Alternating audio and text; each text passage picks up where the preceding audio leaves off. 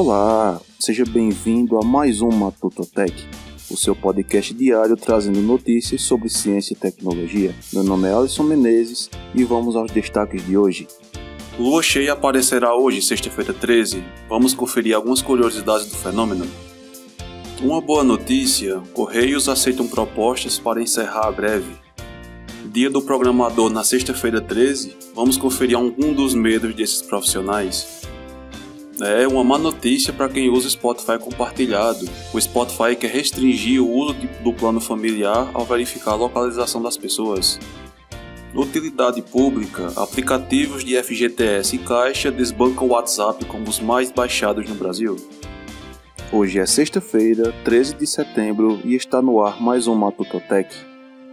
Para muitas culturas, em grande parte da história da humanidade, a lua cheia tem sido um evento que faz referência ao plantio, colheitas e festivais.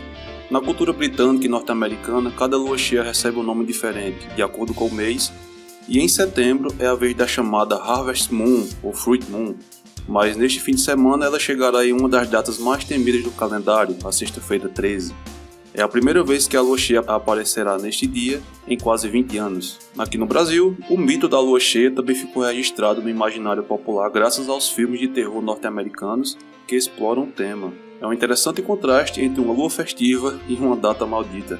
E se você é do tipo supersticioso e não quer arriscar nada nessa sexta-feira 13, mas ainda assim quer apreciar esta fase lunar, não se preocupe, ela vai durar até o próximo dia 15 de setembro. Mas ela aparecerá realmente cheia para nós brasileiros apenas por alguns instantes, por volta de 1h33 da manhã de sexta para sábado. Além disso, se você gostar de testemunhar e registrar eventos raros, saiba que essa coincidência com essa data macabra só vai acontecer de novo em 2049. A fonte desta notícia está no canaltech.com.br. Uma audiência de conciliação realizada entre os Correios e os sindicatos da categoria levou a um acordo que deve encerrar a paralisação do serviço postal, iniciada nesta semana. A estatal se comprometeu com a manutenção do Acordo de Trabalho 2018-2019, bem como a vigência do plano de saúde dos prestadores, até o dia 2 de outubro, quando acontece o julgamento do dissídio coletivo pelo Tribunal Superior do Trabalho.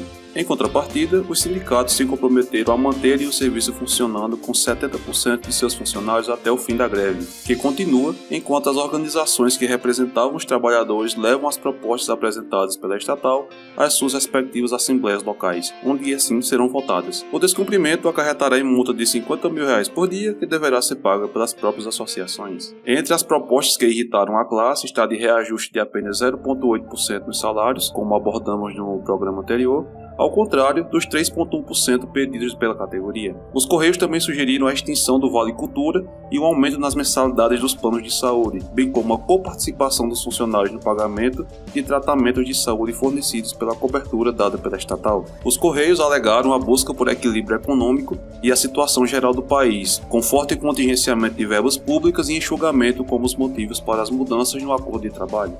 Os sindicatos, por outro lado, afirmam que as propostas estão dentro das capacidades financeiras da estatal e abaixo do que seria ideal para a categoria, representando o mínimo necessário para que os trabalhadores tenham seus direitos e garantias protegidos. A greve geral da categoria foi iniciada na noite da última quarta e agora deve durar até terça-feira, dia 17, sendo essa a data limite para que a paralisação seja finalizada. Tenha ou não sido votada a proposta de acordo entre os sindicatos e os Correios. O pedido do TST, entretanto, é para que as organizações trabalhem para restabelecer o funcionamento normal do serviço postal o mais rapidamente possível. Assim esperamos.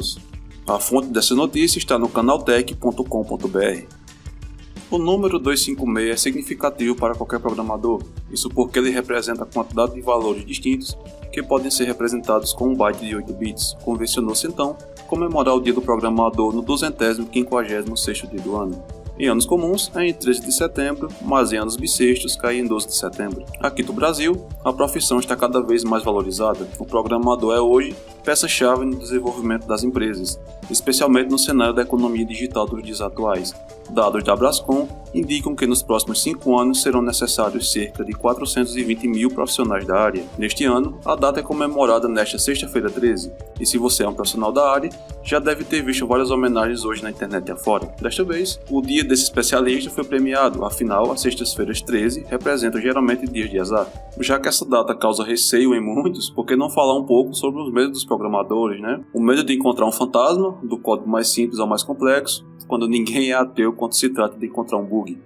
O medo de cometer um erro bobo, o famoso ponto e vírgula.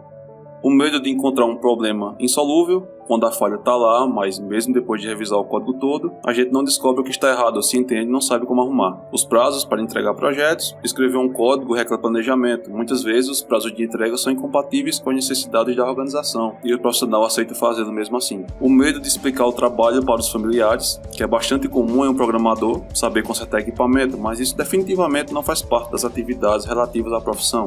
Então, se ele arrumar a impressora, o ar-condicionado, o micro-ondas e o chuveiro, é apenas porque tem um talento extra. O medo de fazer o cliente entender que aquela pequena mudança pode não ser tão simples. Às vezes, explicar que o pedido está fora do possível pode demorar mais do que tentar fazer a alteração. O medo da melhoria em código legado. Em alguns sistemas funciona há muito tempo e ninguém quer mexer neles, é que dá um medo danado de estragar. O medo da manutenção em código mal escrito ou mal comentado. Comentar o código é essencial para lembrar o que se estava pensando quando criou determinada função ou o código todo. Sem isso, há grande chance de se arrepender no futuro. Um medo legítimo e recorrente. O medo de ter que se jogar um código fora após muitas horas de trabalho. Acontece, e muito, mas dá calafrio só de pensar nessa possibilidade. O medo de ficar sem café, esse com certeza é um dos maiores medos dos programadores. E o medo do Baidu e o Windows Vista.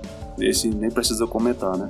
A fonte da notícia está no olhardigital.com.br. Para assegurar que assinantes não estão abusando do plano familiar do Spotify, a plataforma de streaming começou a checar onde elas vivem. Pode parecer um pouco esquisito, mas isso está descrito nos termos de serviço do Spotify, que foram atualizados agora em agosto. Uma pequena sentença destacava essa nova política, que explica por qual razão a mudança passou despercebida. Assinantes do plano Premium familiar devem fornecer o endereço residencial usando o Google Maps ou permitindo que o Spotify acesse o serviço de localização ao se inscrever. Informações que a empresa agora verifica periodicamente. Até 6 pessoas podem compartilhar o plano Premium familiar do Spotify, embora suas diretrizes mantenham que 6 pessoas devam morar no mesmo endereço. Aparentemente, algumas pessoas estavam ignorando a regra e compartilhando sua conta com quem quisesse. Até agora, o Spotify não tinha procedimentos para avaliar se os assinantes estavam cumprindo os tempos de serviço, então é bem fácil ter a assinatura familiar e dividir com os amigos. No entanto, no ano passado, a empresa começou a pedir informação de localização de assinantes como parte de um programa piloto que aparentemente não pegou muito bem, até pela crescente cultura de compartilhamento consciente de dados que temos atualmente. A empresa agora pede aos assinantes que confirmem seu endereço residencial de tempos em tempos para permanecer no plano graças a esses novos tempos de serviço. A fonte da notícia está no gizmodo.uol.com.br. Em uma sexta-feira 13, tudo pode acontecer. Inclusive um aplicativo lançado pela Caixa Econômica Federal desbancar o WhatsApp entre os mais baixados na Play Store. Mas foi exatamente isso que aconteceu. Hoje começam os saques de até R$500 de cada conta do FGTS, o que jogou nas alturas o número de downloads dos aplicativos da Caixa Econômica Federal. E não foi apenas o aplicativo de mensagens que foi destronado. Instagram e YouTube também estão comendo poeira na Play Store da Google. FGTS e Caixa são o segundo e o terceiro aplicativo com mais downloads, atrás apenas do serviço de edição de vídeo Quai. No segmento de finanças, quem está com a cara no asfalto é o aplicativo da Nubank. Para saber se existe dinheiro a sacar, lembrando o limite de R$500, o usuário pode baixar o aplicativo do FGTS de uma das lojas oficiais do Google ou Apple e acessar a conta inserindo o número do CPF e uma senha. Depois disso, insira os dados solicitados e confirme o seu cadastro. A seguir, digite o seu número do PIS e a senha para ter acesso à conta e ao extrato detalhado. Mas então, quem recebe primeiro? Clientes da Caixa Econômica Federal que nasceram de janeiro a abril serão os primeiros a terem acesso ao dinheiro nas contas. Os nascidos entre maio e agosto recebem em 27 de setembro, entre setembro e dezembro em 9 de outubro, e clientes de outros bancos só poderão sacar das contas do FGTS a partir de 18 de outubro, também conforme a data de nascimento, até 6 de março de 2020. Quem não quiser fazer o resgate, precisa avisar o banco até o dia 30 de abril de 2020. O valor referente, então, será devolvido à conta do FGTS. Segundo a Caixa Econômica Federal, mais de 11,7 milhões de trabalhadores com poupança têm dinheiro a receber nessa primeira etapa. A fonte da informação está no tecmundo.com.br. A quem acompanhou até aqui, o meu muito obrigado e até a próxima.